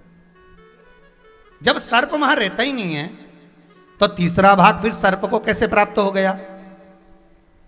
शंकर जी पे चढ़ाए हुए दूध का तीसरा भाग सर्प को कैसे मिला? शिव महापुराण की कथा कहती है तीसरा भाग जो कंठ पर भगवान के विष विराजमान है, उस विष से दूध का स्पर्श होता है। प्रत्येक शिवलिंग के अंदर, प्रत्येक शिवलिंग के अंदर, सारे ब्रह्मांड में जितने शिवलिंग हैं, प्रत्येक शिवलिंग के अंदर वासुकी नाग का चौथे नंबर का भाई कर्कोटक उसके अंदर विराजमान है। प्रत्येक शिवलिंग के अंदर। जब हमने दूध चढ़ाया, तीसरा भाग किसके पास गया? बोलते जाओ, पहला किसके पास गया है? सबसे पहला किसके? दूसरे नंबर का, जम के बोलो, पितरों का। तीसरा सर्पदेव के पास गया, नागों के पास। और दूध चढ़ाने का चौथा भाग कहां जा रहा है? तो ध्यान दीजिएगा, इस मनुष्य की देह को पाने के बाद हमारी सामर्थ्यता नहीं है कि हम 33 कोटि देवता को अलग अलग स्नान करा सकें, 33 कोटि देवता को अलग अलग दूध चढ़ा सकें, 33 कोटि देवता को अलग अलग चावल चढ़ा सकें, 33 कोटि देवता को अलग अलग हम चंदन चढ़ा सकें, ये हमारी सामर्थ्यता नहीं। तो क्या करा, दूध शंकर जी पे चढ़ाया। जब वो बहकर नीचे जा रहा है, जहां से निकलकर दूध उत्तर की ओर जा रहा है, उस स्थान पर जहां दूध जमीन पर गिरा, गिरते से जितनी दूर तक गया, वहां 33 कोटि देवता विराजमान होते हैं, उनको उसका भाग प्राप्त हो जाता है, उनका भाग उसको मिल गया। शिव पर समर्पित किए गए दूध का भाग 33 कोटि देवता।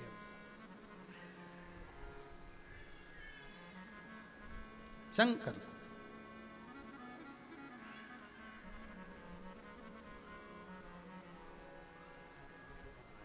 इसलिए हम बार बार शंकर जी के मंदिर में जाकर भाव व्यक्त करते हैं, शिव से निवेदन।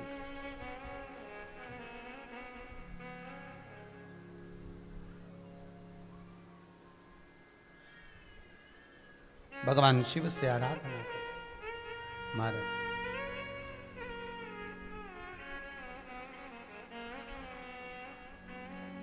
शंभो शरणे पड़ी, मांगू घड़ी रे घड़ी, दुख काटो दया करी न दर्शन। हम भगवान से बारंबार निवेदन करते थे, बारंबार भगवान शिव से बारंबार।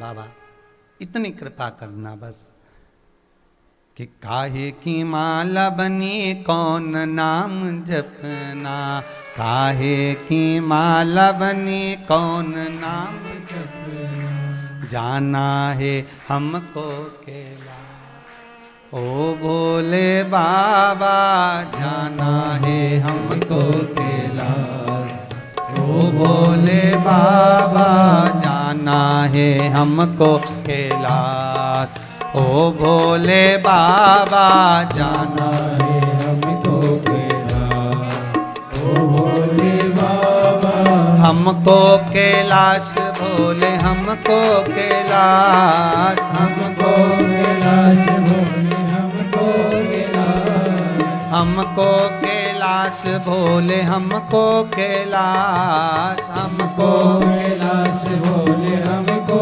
कैलाश हो जाना है हमको कैलाश ओ भोले बाबा, जाना है हमको कैलाश ओ भोले बाबा।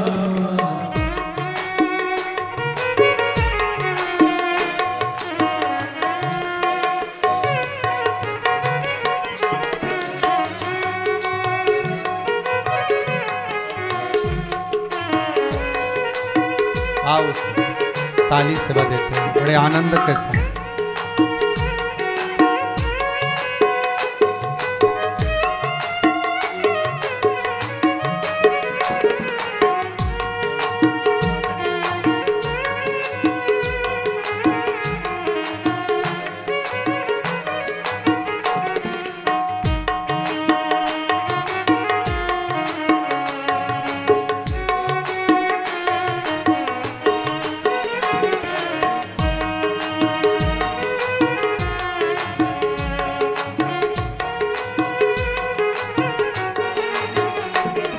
से बड़े प्रेम से ताली से बजाते हो।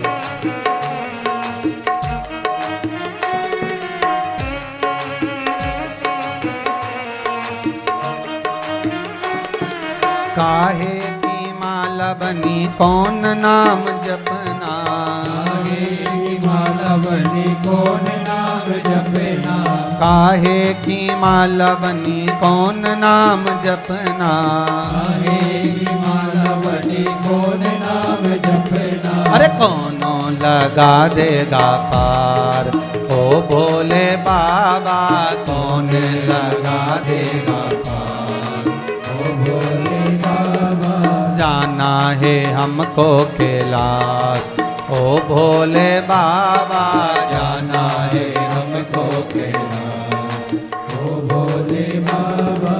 हमको कैलाश बोले हमको कैलाश, हमको कैलाश बोले हमको कैलाश, ओ हमको कैलाश बोले हमको कैलाश, हमको कैलाश बोले हमको कैलाश, ओ जाना है हमको कैलाश, ओ भोले बाबा जाना है हमको कैलाश, ओ भोले बाबा।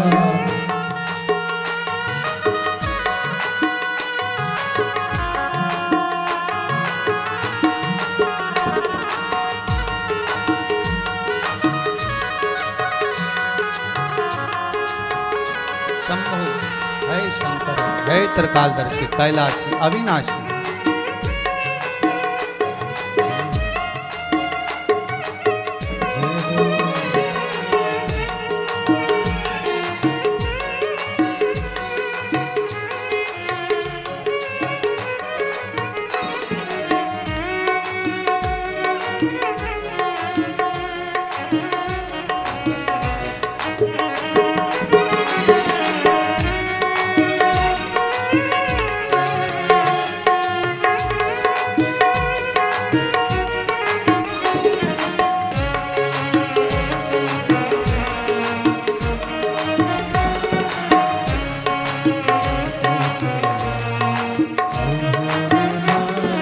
तुलसी की माला बनी राम नाम जपना, तुलसी की माला बनी राम नाम जपना, तुलसी की माला बनी राम नाम जपना, तुलसी की माला बनी राम नाम जपना, अरे शंकर लगा देंगे पार, ओ भोले बाबा शंकर लगा देगा पार, ओ भोले बाबा, ओ शंकर लगा देंगे पार, ओ भोले बाबा शंकर लगा देंगे पार, ओ भोले बाबा।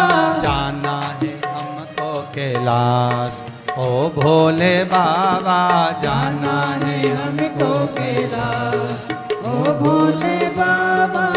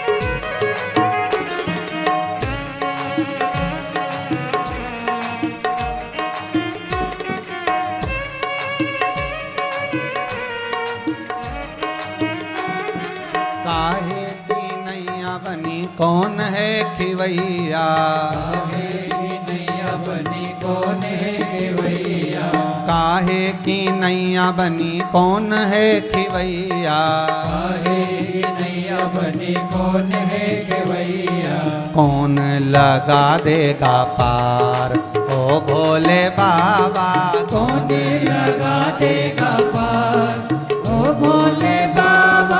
जाना है हमको कैलाश, ओ भोले बाबा जाना है हमको कैलाश, ओ भोले बाबा। जाना है हमको कैलाश, ओ भोले बाबा जाना है हमको कैलाश, ओ भोले बाबा। जय हो।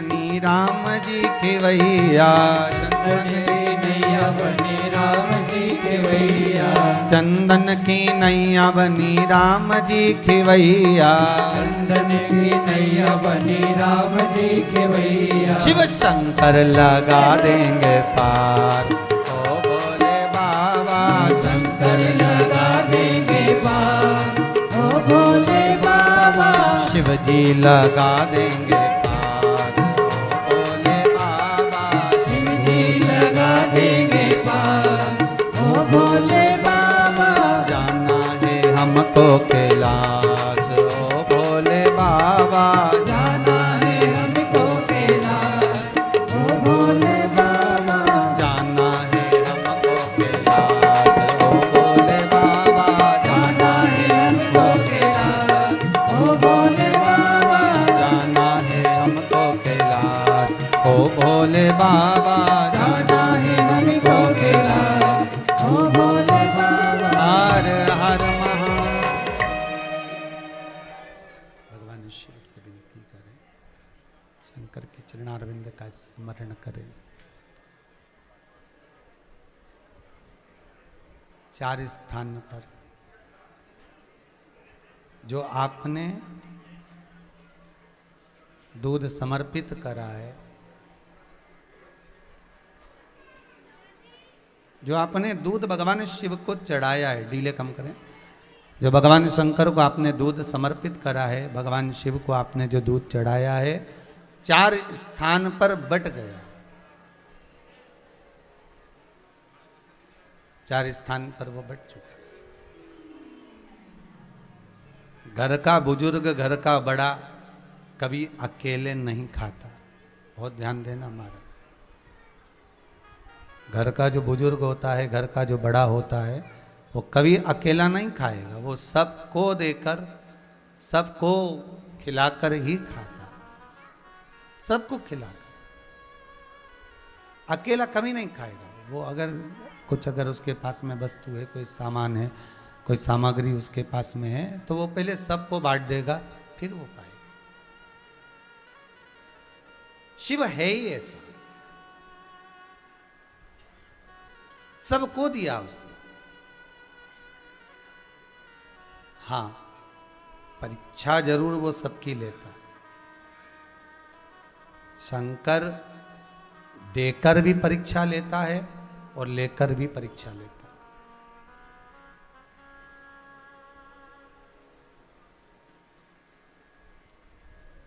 भगवान शंकर के साथ पार्वती जी ने जो मंगल विवाह करा, तो पार्वती के पास में दुनिया के लोगों को भले ये लगा हो कि पार्वती जी के पास में कुछ भी नहीं, गुफा में प्रवेश करती हैं, गुफा में रहती हैं, कुछ है भी नहीं, वस्तु सामग्री कुछ दिखती भी नहीं है।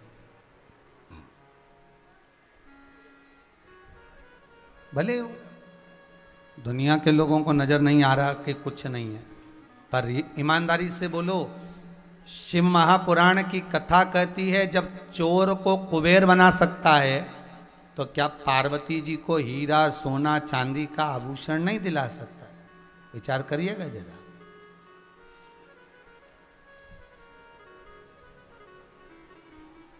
जो चोर को कुबेर बना सकता है, उसके पास में क्या कमी होगी? क्या कमी?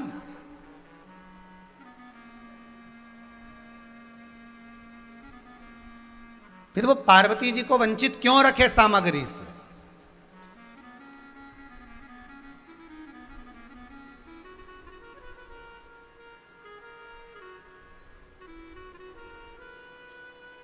केवल एक शंकर के साथ ऐसा नहीं हुआ है, भगवान ओगरदानी के साथ में ऐसा नहीं हुआ है, शिव जी के साथ में केवल ऐसा नहीं हुआ है, आपके साथ में भी हुआ होगा।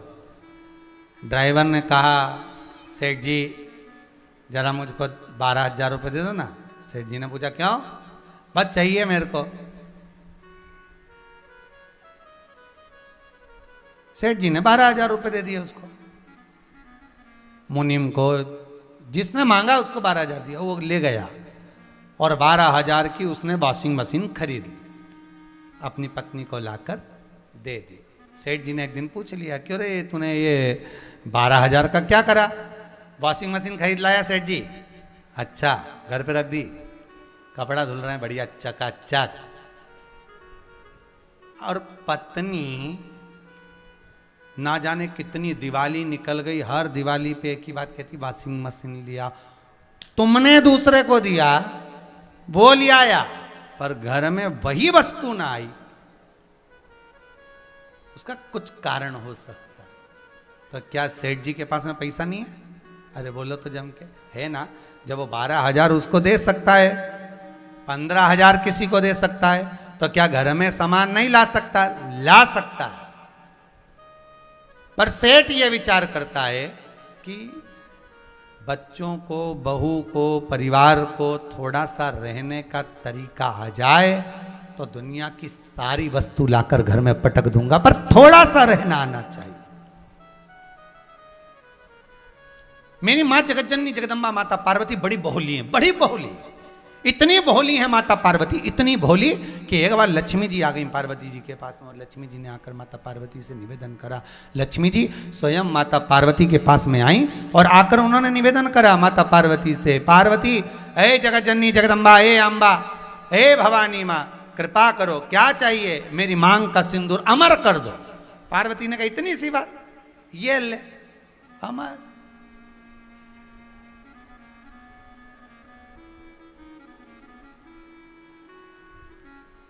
सीता जी श्री राम जी की धर्म पत्नी, शादी हो रही है माता जानकी जी की। कहाँ जा रही थी वो? जब वरमाला होने वाली थी उससे पहले किसकी पूजन करने गई? जम के तो बोलो जरा। माता पार्वती की। तो फिर जब ये स्वयं लक्ष्मी है माता सीता, तो पार्वती की पूजन करने क्यों जा रही है? क्योंकि उसका कारण है, पार्वती भोली है। जैसे शिव भोले हैं, ऐसे मां जगतजननी जगदम्बा पार्वती भी भोली है।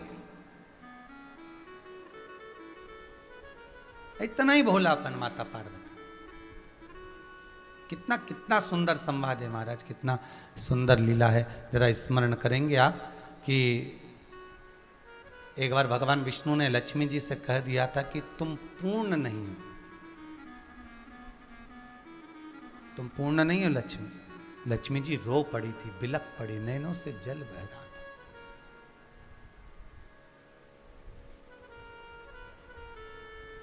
बिलक पड़ी थी, नैनों से जल बह रहा था। तो पूछा लक्ष्मी ने भगवान विष्णु से कि मुझे पूर्ण क्यों नहीं कहा गया? आप मुझे अपूर्ण लक्ष्मी कह रहे हो, मुझे पूर्ण लक्ष्मी कहना चाहिए ना आपको। अब विवाद जब होता है ना, गुस्सा जब किसी को आता है ना, तो फिर वो कहने में नहीं चूकता, तुरंत कह देता। फिर वो तो कजन कितना उखाड़ा करता है, ना जाने कहाँ कहाँ की बात निकाले। तो कह दिया कि तुम पूर्ण लक्ष्मी नहीं हो, तुम पूर्ण नहीं हो। लक्ष्मी जी को बड़ा दुख हुआ, लक्ष्मी जी को बड़ा बड़ा मन में ये बात खली कि मुझे पूर्ण नहीं कहा। लक्ष्मी जी रोती रोती सरस्वती जी के पास में पहुंच गई। सरस्वती जी ने कहा, क्या हो गया, क्यों रो रही है, हुआ क्या तेरे को, जो बोल तो सही। बस क्या बताऊं, मेरे पति ने मुझे अपूर्ण कहा है।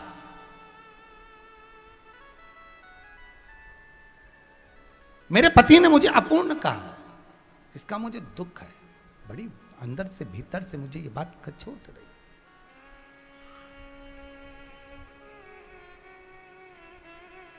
सरस्वती जी बोली, इतनी सी बात के लिए तू रो रही है?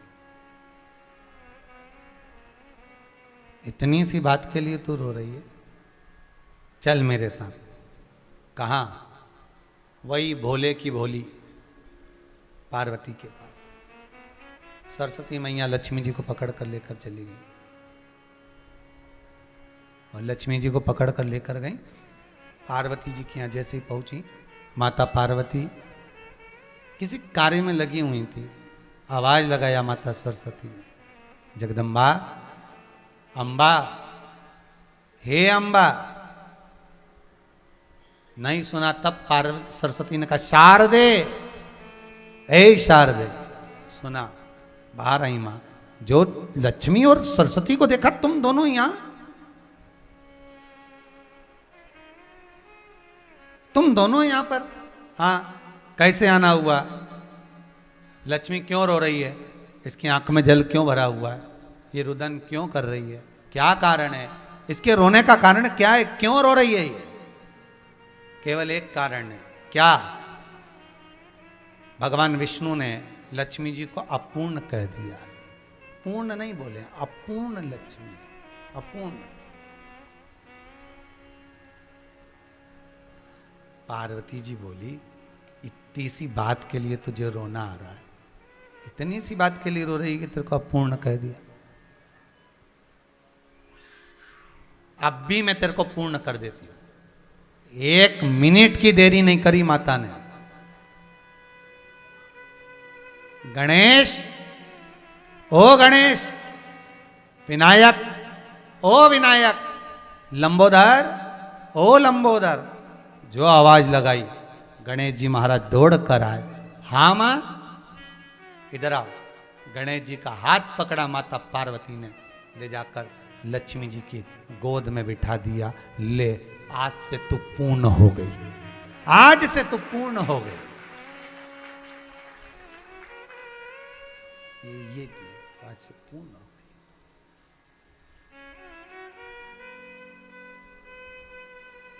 लक्ष्मी जी का चरित्र कह रहा है कि संतान गोदी में नहीं है तो अपूर्ण कहा है ना भगवान विष्णु ने।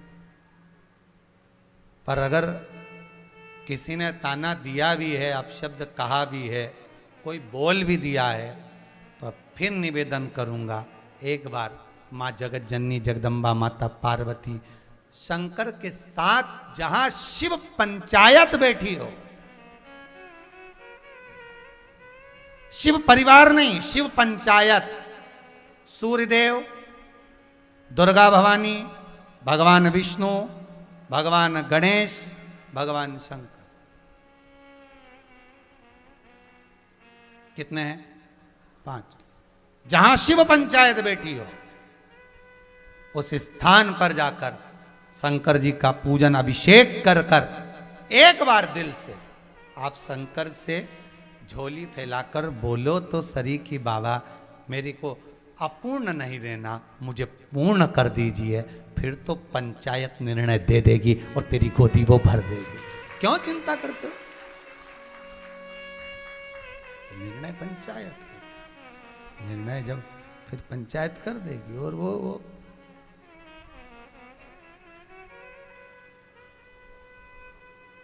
तेरे दरबार की बाबा निराली शान देखी है, तेरे दरबार की बाबा निराली शान देखी है, तुझे देते नहीं देखा पर झोली भरी देखी, मुख दुनिया मोड़ेगी बाबा तू मुखड़ाना मोड़।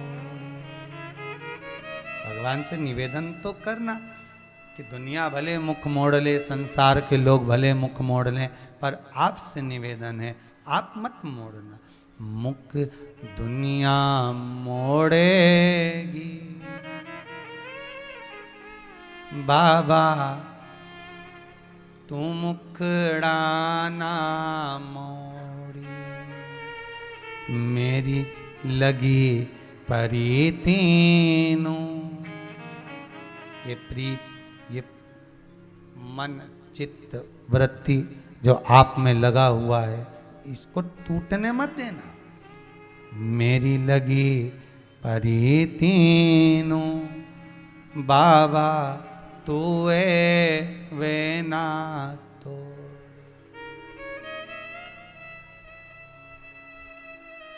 तेरे दरबार की बाबा निराली शान देखी है,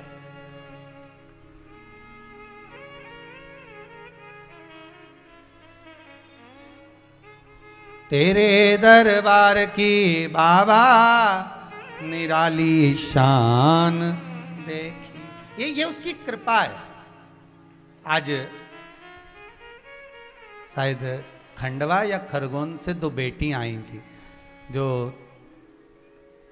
3 महीने पहले भी आई थी, 3-4 महीने पहले। तो वो कह रही थी, गुरुदेव हमारी डॉक्टरी रह गई थी और कहीं बैठी होंगी शायद, या चली भी गई हों, तो कोई पता नहीं। दोनों जुड़वा हैं, तो दोनों की पढ़ाई चल रही थी। कहा, गुरुदेव डॉक्टरी रह गई थी, बार बार तकलीफ आ रही थी, नहीं हो पा रहा था, पर बाबा ने ऐसी कृपा करी है, ऐसी कृपा करी कि दोनों की डॉक्टरी बाबा ने करा दी, पूर्ण कर दी। अगर बैठी हो तो हाथ उठाना, अगर बैठी हो, कहीं चली गई हो तो बात दूसरी है, पर कृपा शिव की हो। तेरे दरबार की बाबा निराली शान देखी है, तुझे देते नहीं देखा, पर झोली भरी देखी। इस झोली में वो जो दे दे, करुणाकार, करुणा करने वाला, वो कोई दे ना दे, पर वो दे।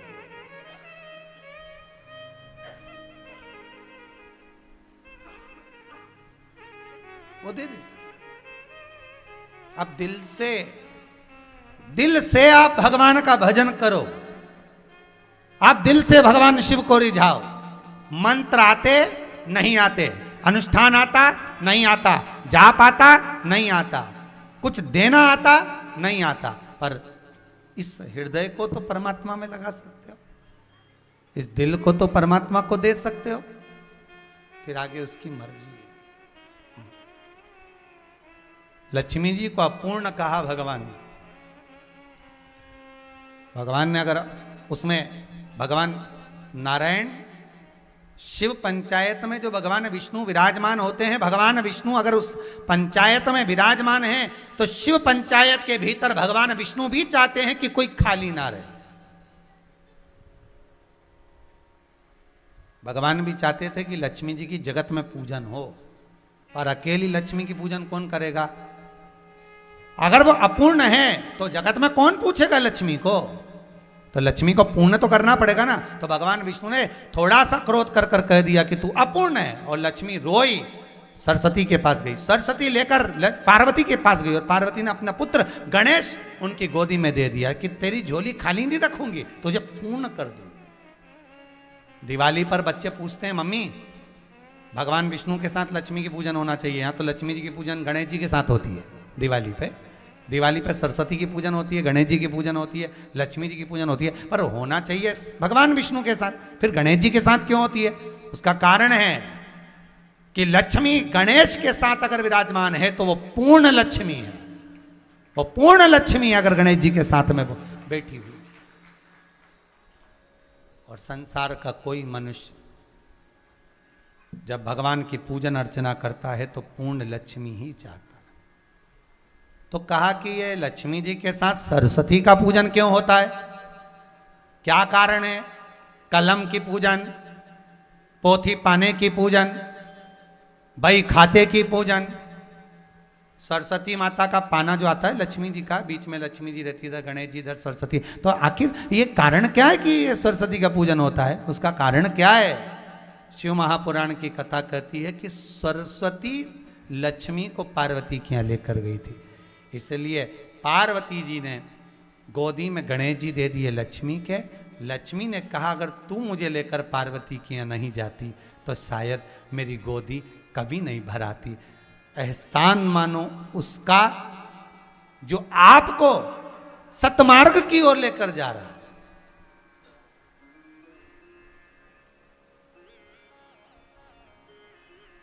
जिसने आपको अगर थोड़ी सी भी हेल्प करी है ना, थोड़ी सी भी, भले लॉकडाउन है कोरोना के अंतर्गत या किसी भी रूप में थोड़ी सी भी अगर हेल्प करी है, थोड़ा सा भी सहयोग अगर किसी ने दिया है, उसका बारंबार धन्यवाद होना चाहिए। ये दिवाली पे जो लक्ष्मी की पूजन के साथ सरस्वती का पूजन देख रहे हो, ये उसी का फल है, उसी का स्वरूप है कि देने वाले का धन्यवाद करो। तेरा ही दिया मैंने खाया पिया है, तेरा शुक्रिया है, तेरा शुक्रिया। आप उसको बारंबार धन्यवाद दीजिए, बारंबार उसको धन्यवाद दो कि आपके बल पर आज मैं यहां पहुंच गई। कई कई माताएं कहती हैं हम तो जानते ही नहीं थे यहाँ पर, हमने तो आज तक नहीं आए थे, हम तो देखे ही नहीं थे, हमने तो शिव महापुराण की कथा भी हमने हमारे रिश्तेदार का फोन आया तब हमने चालू करी देखना है, तब हमको मालूम पड़ा। कई पतियों कहते हैं हमें नहीं मालूम था कि कथा पत्नी सुनती थी, उसने हमको लगा दिया कथा में, उस रसतत्व में डुबो दिया, हमको नहीं मालूम था। उसको बारंबार धन्यवादता दीजिए, बारंबार साधुवादता दीजिए, उसकी कृपा है जो आपको सत्संग में लगाया, स्मरण बड़ी कृपा। पार्वती मैया शिव जी से एक संवाद कर रही है, बड़ा सुंदर है, बड़ा सुंदर है, शंकर से कर।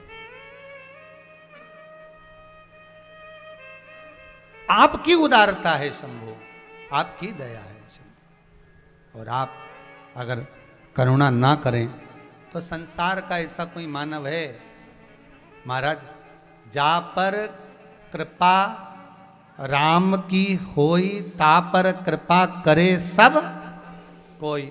भगवान शंकर राम कृष्ण शिव आपका इष्ट देव अगर स्वयं आकर आपको नहीं देता तो भगवान कहीं ना कहीं से किसी ना किसी के माध्यम से दिलवा देता है। जब वो देने आए तो उसका धन्यवाद करना कि वो नहीं आया, अपना माध्यम बनाकर भेज दिया, किसी को माध्यम बना, वो नहीं आया पर माध्यम बनाकर किसी को भेजा है, उसने भेज दिया कि ये आ रहा है, इसको दे देना, जाओ। कभी कभी कोई काम ऐसा अटक जाता है तो कोई व्यक्ति ऐसा मिल जाता है जो वो कार्य पूर्ण करा देता है, कोई ऐसा मिल जाता है, कोई ऐसा प्राप्त हो जाता है तो उसमें एक सुख का भान, एक आनंद की अनुभूति होती है कि इसको मैं पहचानता नहीं था और मेरा ये काम हो गया। शिव ने भेजा है, शंकर ने भेजा है, राम की कृपा, कृष्ण की कृपा है, प्रभु की कृपा है। कितना पार्वती जी ने शंकर जी से कहा ये आपकी करुणा है कि आप स्वयं नहीं जाते, किसी के माध्यम से करवा देते, ये आपकी उदारता है। तो किसी ने पूछा शंकर भगवान से कि आप स्वयं क्यों नहीं आते कुछ देने के लिए। शंकर भगवान बोले अगर मैं आ जाऊंगा तो लोग पहचान नहीं पाएंगे, इसलिए मैं रूप बदल कर आता, किसी के भी रूप में आ जाता। भगवान विष्णु अगर तुम्हारे यहाँ आ जाए, भगवान विष्णु अगर आ जाए, या मान लो शंकर भगवान एक दिन आ जाए जटा वटा बांध के, सांप लपेट के, मृगछाला पहन के और डमरू लेके और ऐसे बजाते बजाते तुम्हारी सोसाइटी में, तुम्हारी कॉलोनी में, तुम्हारे मोहल्ले में आ जाए, तो तुम सब निकल के 5-5 रुपया दे दो उसको। बोलो सही है कि गलत है? कि रामलीला वाला आ गया, नौटंकी वाला आ गया, तुम निकलोगे और 5 रुपये 10 रुपये दे दोगे कि डमरू बजा रहा है, इतना अच्छा बेचारा, कितना अच्छा रूप धर के आया। तो भगवान शंकर रूप रखकर नहीं आते, भगवान आए और अगर उसी रूप में आ गए तो भगवान को पहचान नहीं पाओगे, इसलिए भगवान अपने रूप में नहीं आता, भगवान रूप बदलकर कोई आपके अपनों का रूप रखकर आता, कोई आपका अपना बनकर भगवान आता कि मैं इसके रूप में आया हूं और ये देने देगा।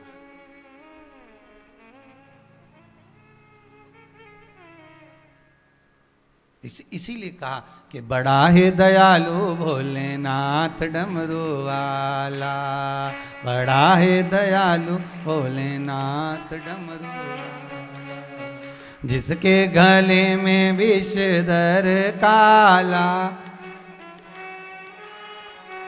भोलानाथ डमरू वाला, बड़ा है दयालु भोलेनाथ।